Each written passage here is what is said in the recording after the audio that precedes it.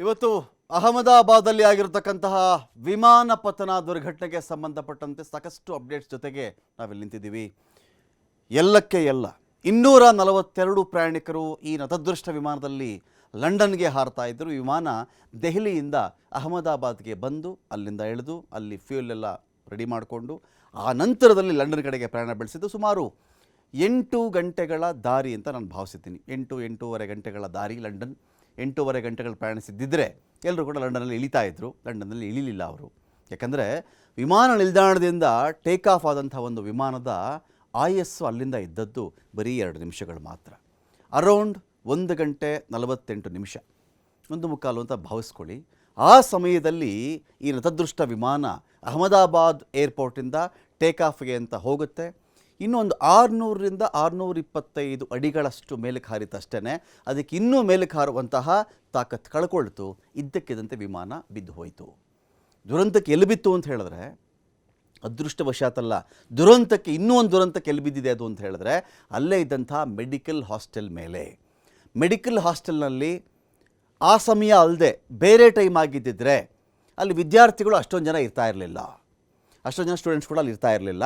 ಅಲ್ಲಿ ಏನಾಗಿತ್ತು, 1:45 ಟೈಮ್ ಅಲ್ವೇನ್ರಿ, 1:30ಯಿಂದ 2 ಗಂಟೆ 2:30 ಎಲ್ಲ ಲಂಚ್ ಟೈಮು. ಆ ಲಂಚ್ ಟೈಮ್ಗೆ ಅಂತೇಳಿ ಅನೇಕ ವಿದ್ಯಾರ್ಥಿಗಳು, ನಿಮ್ಗೆ ಆ ಒಂದು ಇಮೇಜ್ಗಳಲ್ಲಿ ಕಾಣಿಸುತ್ತೆ ಅದು, ಆ ಲಂಚ್ ಟೈಮಲ್ಲಿ ಅನೇಕ ವಿದ್ಯಾರ್ಥಿಗಳಲ್ಲಿ ಬಂದು ಊಟಕ್ಕೆ ಅಂತ ಕೂತಿದ್ರು. ಎಷ್ಟೋ ಜನ ಊಟ ಕೂಡ ಮಾಡಿಲ್ಲ. ಒಂದು ತುತ್ತು ಅನ್ನ ಬಾಯಲ್ಲಿ ತಿಂದಿದ್ದಾರೆ, ಗಂಟಲಿಗೂ ಇಳಿದಿರಲಿಲ್ಲ. ಅಷ್ಟಲ್ಲಾಗಲೇ ಅಲ್ಲಿಯೂ ಕೂಡ ಅನೇಕರ ಪ್ರಾಣ ಪಕ್ಷಿ ಹಾರಿ ಹೋಗಿದೆ. ಬೋರ್ಡ್ ಮಾಡಿದ್ದಂಥ 242ಕ್ಕೆ 242 ಜನ ಕೂಡ ಇಲ್ಲ. ಇದು ಒಂದು. ಆ ಹಾಸ್ಟೆಲಲ್ಲಿದ್ದಂತಹ ಕನಿಷ್ಠ 5 ವಿದ್ಯಾರ್ಥಿಗಳು ಸಾವನ್ನಪ್ಪಿದ್ದಾರೆ ಅಂತ ಕೂಡ ಒಂದು ಮಾಹಿತಿ ಇದೆ. ಎಲ್ಲ ವಿಚಾರಕ್ಕೆ ಸಂಬಂಧಪಟ್ಟಂತೆ ನಮ್ಮೊಂದಿಗೆ ಮಾತಾಡಲಿಕ್ಕೆ ಲೆಫ್ಟಿನೆಂಟ್ ಕರ್ನಲ್ ಸುನಿಲ್ ಕುಮಾರ್ ಇದ್ದಾರೆ. ಸ್ವಾಗತ ನಿಮಗೆ ಸುನಿಲ್ ಈ ಒಂದು ಕಾರ್ಯಕ್ರಮಕ್ಕೆ. ತುಂಬ ದುರಂತದ ವಿಚಾರ, ದುರ್ಘಟನೆಯ ವಿಚಾರ. ಸುಮಾರು 242 ಜನ ಅಂದರೆ ಅದೇನಾಯಿತು, ನಾನು ನೋಡಿದ ತಕ್ಷಣ ಅನ್ನಿಸ್ತು ಒಂದು ಬಾಂಬ್ ಬಿದ್ದಂಗೆ ಆಯ್ತದು. ಖಂಡಿತ ಒಂದು ಬಾಂಬ್ ಟೇಕ್ ಆಫ್ ಆಗಿದೆ, ಬಿತ್ತು. ಆಮೇಲೆ ನನ್ನ ಪ್ರಾರ್ಥನೆ ಇತ್ತು, ನಾನು ಅದು ಆ ಸ್ಟೋರಿ ಬ್ರೇಕ್ ಆದಾಗಿಂದ ನಾನು ಆನರಲ್ಲಿದ್ದೆ. ನನ್ನ ಪ್ರಾರ್ಥನೆ ಇತ್ತು 110 ಜನ ಸಾವು ಅಂತ ಸ್ಟಾರ್ಟಿಂಗ್ ಬರೋಕ್ಕೆ ಶುರುವಾಯಿತು. 22 ಜನ ಅಂತ ಬಂತು. ಇದರ ಮೇಲೆ ಇನ್ನೊಂದೇ ಒಂದು ಸಾವು ಜಾಸ್ತಿ ಆಯಿತು ಅಂತ ಕೂಡ ನಾನು ಓದದೇ ಇರಲಿ ಅಂತ ನನ್ನ ಆಶೆ ಇದ್ದಿದ್ದು. ಇನ್ನೂ ಜಾಸ್ತಿ ಆಯಿತು ಅಂತ. ಬಟ್ ಅದು ನೋಡಿದ ಮೇಲೆ ಕೆಲವು ಡೆಡ್ ಬಾಡಿಗಳು ಗಮನಿಸಿದೆ. ಆ ಸಿಡಿದಿತ್ತಲ್ಲ, ಇಲ್ಲಿ ಸಿಡಿದಿರೋದೊಂದು, ಆ ಸ್ಮೋಕ್ ಒಂದು, ಇನ್ನೊಂದು ಕಡೆ ಬಿದ್ದಿರ್ತಕ್ಕಂಥ ರಭಸ ಒಂದು, ಎಲ್ಲ ಸೇರಿ ಯಾರು ಉಳಿದಿಲ್ಲ ಅಂಥೇಳಿ. ಗುಜರಾತ್ನ ಎಕ್ಸ್-CM ವಿಜಯ್ ರೂಪಾನಿ ಕೂಡ ಅದೇ ಇದರಲ್ಲಿದ್ದರು. ಈ ಥರದ ಟ್ರ್ಯಾಜಿಡಿಗಳು ಏರ್ ಇಂಡಿಯಾದಲ್ಲಿ. ಇನ್ನೂ ನನಗೆ ಬೇಸರ ಅನಿಸಿದ್ದೇನು ಅಂದರೆ, ಇದೇ ಒಂದು ಫ್ಲೈಟಲ್ಲಿ ಒಬ್ಬ ಪ್ರಯಾಣಿಕ ದೆಹಲಿಯಿಂದ ಅಹಮದಾಬಾದ್ಗೆ ಬಂದಿದ್ದಾನೆ, ಆಕಾಶ್ ವತ್ಸ್ ಅಂತ ಹೇಳಿ. ಆ ಮನುಷ್ಯ ಈ ಫ್ಲೈಟ್ನ ಅವ್ಯವಸ್ಥೆಯ ಬಗ್ಗೆ ಟ್ವಿಟರಲ್ಲಿ ಟ್ವೀಟ್ ಮಾಡಿದ್ದಾನೆ. ಈ ಫ್ಲೈಟ್ ಏನಾಗಿತ್ತು, ಇದು ಯಾವ ಥರ ಇತ್ತು, ಇದರಲ್ಲಿ ಆ ಒಂದು ಮನೋರಂಜನಾ ಪರದೆಯಿಂದ ಹಿಡ್ಕೊಂಡು ಆ ಬಟನ್ಗಳಿಂದ ಹಿಡಿದು ಯಾವ್ಯಾವ್ದಿಷ್ಟು ಅವ್ಯವಸ್ಥೆಯಲ್ಲಿ ಇತ್ತು ಅಂತ ಟ್ವೀಟ್ ಮಾಡಿದ್ದಾನೆ. ಈಗಲೂ ಆ ಮನುಷ್ಯ ಹೇಳಿದ್ದಾನೆ, ಅವನೇ ವಿಡಿಯೋ ಮಾಡ್ಕೊಂಡು ಹಾಕಿರ್ತಕ್ಕಂಥ ಟ್ವೀಟು. ಅಂದರೆ ಒಂದಿಷ್ಟೊಂದು ಅವ್ಯವಸ್ಥೆಯಲ್ಲಿದ್ದಂಥ ಒಂದು ಪ್ಲೇನು, ಅದನ್ನು ನಾವು ಸೀಟಿನ ಮುಂದೆಯ ಮನೋರಂಜನಾ ಪರದೆಗೆ ಮಾತ್ರ ಸೀಮಿತ ಮಾಡಬೇಕಾಗತ್ತಾ, ಅಥವಾ ಎಂಟೈರ್ ಆ ಒಂದು ವಿಮಾನದಲ್ಲಿರ್ತಕ್ಕಂಥ ಅವ್ಯವಸ್ಥೆಗೂ ಅದನ್ನು ತಳುಕು ಹಾಕಬಹುದಾ ಅಂತ? ಹೌದು. ಮೊಟ್ಟ ಮೊದಲನೇದಾಗಿ ಯಾರ್ಯಾರು ಈ ಒಂದು ಕ್ರ್ಯಾಶಲ್ಲಿ ಇವತ್ತು ಅವರು ಪ್ರಾಣ ಕಳ್ಕೊಂಡಿದ್ದಾರೆ ಅವರಿಗೆ ಮತ್ತು ಅವರ ಫ್ಯಾಮಿಲೀಸ್ ಏನೇನಿದೆ, ನನ್ನ ಕೊಂಡೋಲೆನ್ಸಸ್ ಅವರಿಗೆ. ದೇವರು ಇದನ್ನು ತಡ್ಕೊಳ್ಳೋಂಥ ಶಕ್ತಿ ಕೊಡಲಿ. ಯಾಕಂತ ಹೇಳಿದ್ರೆ ಏರ್ ಕ್ರ್ಯಾಶ್ ಅಂತ ಹೇಳ್ಬಿಟ್ಟು ಏನಿರುತ್ತಲ್ಲ, ಜನರಲಿ ಅದರಲ್ಲಿ ಬದುಕು ಉಳಿಯೋ ಅಂಥ ಒಂದು ಚಾನ್ಸಸ್ ಏನಿರುತ್ತೆ almost zero. Okay, I should say. ಅಂದರೆ ಎಲ್ಲೇ ನಡೀಲಿ ಅದಾಗಬಾರ್ದು. ಬಟ್ ನಾನು ಒಬ್ಬ ಏರೋನಾಟಿಕಲ್ ಇಂಜಿನಿಯರ್ ಆಗಿ ನಾನು ಇದನ್ನು ಹೇಳ್ತಾ ಇದ್ದೀನಿ. ಏರ್ ಕ್ರ್ಯಾಶ್ ಅದನ್ನು ಸರ್ವೈವ್ ಆಗೋದು ತುಂಬ ಕಷ್ಟ. ಓಕೆ, ಅರ್ಥ ಆಯ್ತಾ? ಮೊದಲನೇದಾಗಿ. ಎರಡನೇದಾಗಿ ಯಾರು ಅದ್ರ ಬಗ್ಗೆ ಆ ವ್ಯವಸ್ಥೆಗಳ ಬಗ್ಗೆ ಟ್ವೀಟ್ ಮಾಡಿದ್ದಾರೆ, ನಾವು ಎಲ್ಲರೂ ಏರ್ ಇಂಡಿಯಾಲಿ ನಾವು ಓಡಾಡಿದ್ದೀವಿ. ಫಾರ್ ದಟ್ ಮ್ಯಾಟರ್ ನಾವು ಹೇಳ್ಕೋಬೋದು, Air India once upon a time that was pride, ನಮ್ಮ ದೇಶದ ಒಂದು ಹೆಮ್ಮೆ. ಅದು ಈಗಲೂ ಹೌದು. ಗೌರ್ಮೆಂಟಿಂದ ಈಗ ಮತ್ತೆ ಟಾಟಾ ಹತ್ರ ಅದು ವಾಪಸ್ ಬಂದಿದೆ, ತುಂಬ ನಡೀತಾ ಇರುತ್ತೆ. ದೆನ್ ನಾವು ಇದನ್ನು ಒಂದು ಬಿಗರ್ ಪಿಕ್ಚರ್ ಅಂತ ಹೇಳ್ಬಿಟ್ಟು ನಾವು ನೋಡಿದಾಗ, ಅದನ್ನು ನೀವೇ ಹೇಳಿದಾಗೆ ನಾವು ಅದನ್ನು ಬರೀ ಒಂದು ಪರದೆಗೆ ಮಾತ್ರ, ಅಂದರೆ ಒಂದು ಪರದೆಗೆ ನಾವು ಸೀಮಿತಪಡಿಸೋದು, ಇಲ್ಲ ಅಂತ ಹೇಳಿದ್ರೆ ಏರ್ ಕಂಡೀಷನಿಂಗ್ ಹೇಗೆ ನಡೀತಿದೆ ಅದಕ್ಕೆ ಸೀಮಿತಪಡಿಸೋದು, ಇಷ್ಟಕ್ಕೆ ಮಾತ್ರ ಸೀಮಿತಪಡಿಸಿ ನಾವು ನೋಡೋಕ್ಕಾಗಲ್ಲ. ನಾವು ಅದನ್ನು ಯಾವ ರೀತಿಯಲ್ಲಿ ನೋಡಬೇಕು ಅಂತ ಹೇಳಿದ್ರೆ, ಫ್ಲೈಟ್ ಟೇಕ್ ಆಫ್ ಆದಮೇಲೆ ಏನಾದರೂ ಟೆಕ್ನಿಕಲ್ ಇಶ್ಯೂ ಬಂತ, ಯಾಕಂತ ಹೇಳಿದ್ರೆ ಅದು ಇಂಟರ್ ಕಾಂಟಿನೆಂಟಲ್ ಫ್ಲೈಟ್ ಅದು. ಓಕೆ. ಇಟ್ ವಾಸ್ ಫ್ಲೈಯಿಂಗ್ ಲಂಡನ್ಗೆ ಹೋಗ್ತಾ ಇತ್ತು ಅದು. ಹೆವಿ ಲೋಡ್ ಆಫ್ ಫ್ಯೂಯಲ್ ಇರುತ್ತೆ ಅದರಲ್ಲಿ. ಓಕೆ. 8 ಗಂಟೆಗಳ ಕಾಲ 8 ಗಂಟೆ ಒಂದು ಫ್ಲೈಟ್ ಹೋಗಬೇಕು ಅಂತ ಹೇಳಿದ್ರೆ ಅದರ ಸ್ಪೀಡ್ ಬಂದು ಅಪ್ರಾಕ್ಸಿಮೇಟ್ಲಿ 0.89 ಮ್ಯಾಕ್ ಅಂದರೆ ಸೌಂಡ್ ಸ್ಪೀಡ್ ಹತ್ತಿರ ಒಂದು 900 km/h ಸ್ಪೀಡಲ್ಲಿ ಹೋಗುವಂಥ ಕೆಪಾಸಿಟಿ ಅದಕ್ಕೆ ಇರುತ್ತೆ ಏರ್ಕ್ರಾಫ್ಟ್ಗೆ. ಆ್ಯಂಡ್ ಲಾಂಗ್ ಹಾಲ್ ಫ್ಲೈಟ್ಸ್ ಇವೆಲ್ಲಾನು ಇಂಟರ್ನ್ಯಾಷನಲ್ ಫ್ಲೈಟ್ಸ್. ಓಕೆ. ತುಂಬ ಜನ ಪ್ರಯಾಣಿಕರಿದ್ರು, ಅದರಲ್ಲಿ ಲಗೇಜ್ ಇರುತ್ತೆ, ಲೋಡ್ ಇರುತ್ತೆ. ಸೊ ಆ ಒಂದು ಅದರಲ್ಲಿ ಫ್ಯೂಯಲ್ ಏನೈತಲ್ಲ that it self makes it A flying bomb. Okay. ಒಂದು ಎರಡನೇದು ಟೆಕ್ನಿಕಲ್ ಇಶ್ಯೂಸ್ ಯಾವ್ಯಾವ ರೀತಿಲಿ ಬರುತ್ತೆ ಅಂತಂದರೆ, ಈಗ ನಾವೊಂದು ಏರ್ಕ್ರಾಫ್ಟ್ನ ಸಿಸ್ಟಮ್ ಅಂತ ಹೇಳ್ಬಿಟ್ಟು ನಾವು ನೋಡಿದ್ರೆ ಅದರಲ್ಲಿ ಬೇರೆ ಬೇರೆ ಟ್ರೇಡ್ಸ್ ಇರುತ್ತೆ. ಓಕೆ. ಅದನ್ನು ಏರ್ ಫ್ರೇಮ್ ಅಂತ ಕರಿತೀವಿ. ಏರ್ ಫ್ರೇಮ್ ಅಂತ ಹೇಳಿದ್ರೆ ಸ್ಟ್ರಕ್ಚರ್ ಏನು ಬರುತ್ತೆ ಅದನ್ನು ನಾವು ಏರ್ ಫ್ರೇಮ್ ಅಂತ ಹೇಳ್ಬಿಟ್ಟು ಕರಿತೀವಿ. ದೆನ್ ಎಲೆಕ್ಟ್ರಿಕಲ್ ಸಿಸ್ಟಮ್ಸ್ ಇರುತ್ತೆ, ಏವಿಯಾನಿಕ್ ಸಿಸ್ಟಮ್ಸ್ ಇರುತ್ತೆ, ಎಂಜಿನ್ ಇರುತ್ತೆ, ಅದರಲ್ಲಿ ಕಂಟ್ರೋಲ್ ಸರ್ಫೇಸಸ್ ಎಲ್ಲ ಏನಿರುತ್ತೆ ಅದೆಲ್ಲನೂ ಬರುತ್ತೆ ಇದರಲ್ಲಿ. ಸೊ ಈ ಥರ ಡಿಫ್ರೆಂಟ್ ನಾವು ಸಿಸ್ಟಮ್ ಅಂತ ಹೇಳ್ಬಿಟ್ಟು ನಾವು ಅದನ್ನು ತಗೊಂಡಾಗ ಯಾವ ಸಿಸ್ಟಮ್ ಕ್ರಿಟಿಕಲ್ ಆಗಿ ಇದರಲ್ಲಿ ಪ್ರಾಬ್ಲಮ್ ಆಗಿದೆ. ಫ್ಲೈಯಿಂಗ್ ಬಾಂಬ್ ಅಂತ ಒಂದು ವರ್ಡ್ ಯೂಸ್ ಮಾಡ್ತಾ ಇದ್ರಿ. ಫ್ಲೈಯಿಂಗ್ ಬಾಂಬ್ ಸಮಟೈಮ್ಸ್ ವಿಮಾನದಲ್ಲಿ ಎಲ್ಲೇ ಒಂದು ಟೆಕ್ನಿಕಲ್ ಇಶ್ಯೂ ಬಂದುಬಿಡ್ತು ಅಂತ ಹೇಳಿದ್ರೆ ಅದು ಒಮ್ಮೆ ಮೇಲೆ ಹಾರದ ಮೇಲೆ ಅದು ಆಲ್ಮೋಸ್ಟ್ ಹಾರುವ ಶವಪೆಟ್ಟಿಗೆ ಆದರೂ ನಮ್ಗೆ ಆಶ್ಚರ್ಯ ಇಲ್ಲ. ಖಂಡಿತ.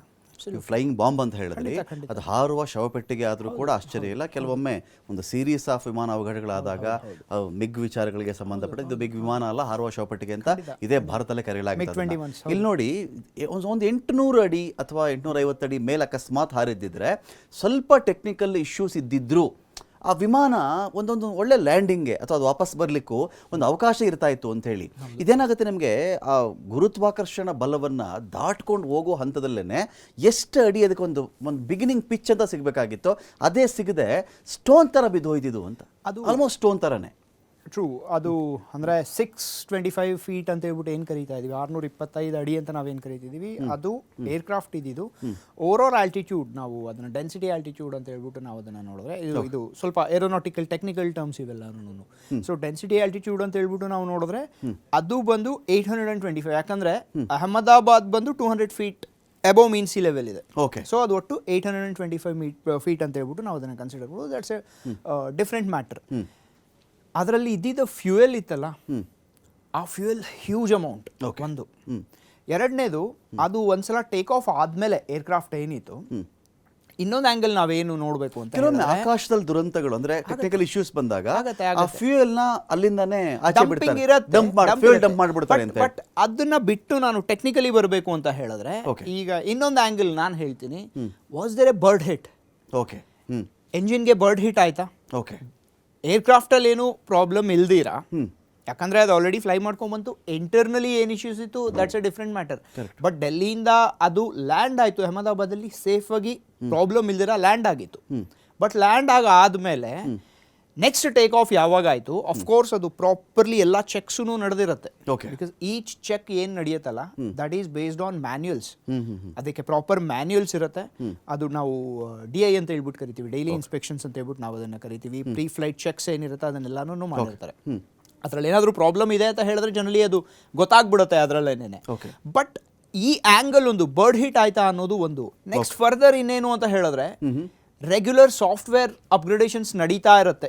ಈಗ ಯಾವ ಏರ್ಕ್ರಾಫ್ಟ್ ಇರುತ್ತೆ, ಈಗ ಒಂದು ಏರ್ಕ್ರಾಫ್ಟ್ ಇದೆ ಅಂತ ಹೇಳಿದ್ರೆ ಬೋಯಿಂಗ್ ಆಗ್ಬೋದು, ಏರ್ಬಸ್ ಆಗ್ಬೋದು, ಅದರಲ್ಲಿ ತುಂಬ ಸಾಫ್ಟ್ವೇರ್ ಸಿಸ್ಟಮ್ಸ್ ಇರುತ್ತೆ. ಫ್ಲೈ ಬೈ ವೈರ್ ಅಂತ ಹೇಳ್ಬಿಟ್ಟು ಸಿಸ್ಟಮ್ ನಾವೇನು ಕರಿತೀವಿ, ಅದು ಜನರಲಿ ಎಲ್ಲಾನು ಎಲೆಕ್ಟ್ರಾನಿಕಲಿ ಇರುತ್ತೆ, ಎಲ್ಲ ಸಾಫ್ಟ್ವೇರ್ ಬೇಸ್ಡ್. ಈಗ ಆಟೋ ಪೈಲಟ್ ಸಿಸ್ಟಮ್ ಇರ್ಬೋದು, AFCS ಅಂತ ಹೇಳ್ಬಿಟ್ಟು aircraft flight controls, automatic flight control systems ಇರ್ಬೋದು, ಇವೆಲ್ಲಾನು ಸಾಫ್ಟ್ವೇರ್ ಬೇಸ್ಡ್. ಹಿಂದಿನ ಕಾಲದಲ್ಲಿ ಹೇಗೆ ನಡೀತಿತ್ತು, ಎಲ್ಲಾನು ಪೈಲಟ್ ಕಂಟ್ರೋಲ್ ಏನಿತ್ತು ಮೆಕ್ಯಾನಿಕಲ್ ಇರ್ತಿತ್ತು. ಬಟ್ ಎಲ್ಲಾನು ಎಲೆಕ್ಟ್ರಾನಿಕ್, ಎಲ್ಲಾನು ಸಾಫ್ಟ್ವೇರ್ ಬೇಸ್ಡ್ ಆಗಿಬಿಟ್ಟಿದೆ. ಯಾವುದಾದ್ರೂ ಸಾಫ್ಟ್ವೇರ್ ಮಾಲ್ ಫಂಕ್ಷನ್ ಆಯ್ತಾ, ಇದು ನಾನು ಏನಕ್ಕೆ ಹೇಳ್ತಿದ್ದೀನಿ ಅಂದರೆ, ಬೋಯಿಂಗ್ 737 MAX 2019 ಇದೇ ಬೋಯಿಂಗ್ದು 737 MAX ಏನು 2 ಕ್ರ್ಯಾಶಸ್ ಆಗಿತ್ತು.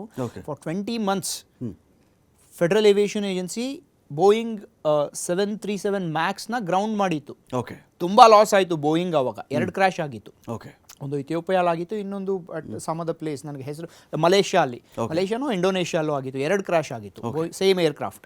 ಅದು MCAS ಅಂತ ಹೇಳ್ಬಿಟ್ಟು, ಮನೂರಿಂಗ್ ಅಗ್ಯುಮೆಂಟೇಷನ್ ಕಂಟ್ರೋಲ್ ಸಿಸ್ಟಮ್ ಅಂತ ಹೇಳ್ಬಿಟ್ಟು ಅದರ ಕರೀತಾರೆ. ಆ ಸಿಸ್ಟಮ್ ಫಾಲ್ಟ್ ಆಗಿದೆ. ಇದ್ರ ಬಗ್ಗೆ ನಾವು ಮಾತಾಡೋಣ ಫರ್ದರ್. ಆ ರೀತಿ ಸಾಫ್ಟ್ವೇರಲ್ಲಿ ಏನಾದರೂ ಪ್ರಾಬ್ಲಮ್ ಆಯ್ತಾ, ಬರ್ಡ್ ಹಿಟ್ ಆಯ್ತಾ? ಯಾಕಂದರೆ ತಕ್ಷಣದಲ್ಲಿ ಎಂಜಿನ್ ಸಡನ್ನಾಗಿ 2 ಎಂಜಿನ್ ಫೇಲ್ ಆಯಿತು ಅಂತ ಹೇಳ್ಬಿಟ್ಟು ನಾನು ಒಪ್ಕೊಳ್ಳಲ್ಲ. ಯಾಕಂದರೆ ನೀವು ವಿಡಿಯೋನ ಅಬ್ಸರ್ವ್ ಮಾಡಿದ್ರೆ ವಿಡಿಯೋನ ನೀವು ಅಬ್ಸರ್ವ್ ಮಾಡಿದ್ರೆ ಆ ರೀತಿ ಮೇಜರ್ ಇಶ್ಯೂ ಏನು ಕಾಣಿಸ್ಲಿಲ್ಲ. It just could not gain the altitude. Okay, ಹಂಗಂತ ನಾನು ಪೈಲಟ್ ಬಗ್ಗೆ ಡೌಟ್ ಮಾಡ್ಲಿಕ್ಕೆ ಆಗಲ್ಲ. ಆಲ್ಮೋಸ್ಟ್ 100 ಗಂಟೆಗಳ ಕಾಲ ಹಾರಿಸಿರ್ತಕ್ಕಂಥ ಅನುಭವ ಇದ್ದಂತ 8,000 ಫ್ಲೈಯಿಂಗ್ ಅವರ್ಸ್ ಎಕ್ಸ್ಪೀರಿಯನ್ಸ್ ಇರೋದು. ಅವರು ಎಲ್ಲಾನು ಮಾಡಿರ್ತಾರೆ, ಏನೇನು ಮಾಡಕ್ ಸಾಧ್ಯ ಇದೆ ಅದನ್ನೆಲ್ಲ ಮಾಡಿರ್ತಾರೆ. ಬಟ್ ಮೇಡೆ ಲಾಸ್ಟ್ ವರ್ಡ್ ಅಷ್ಟೇ. ನೆಕ್ಸ್ಟ್ ATC ಇಂದ ಕಾಲ್ ಬರುತ್ತೆ, ರಿಸೀವ್ ಮಾಡಕ್ ಅವರೇ ಇಲ್ಲ.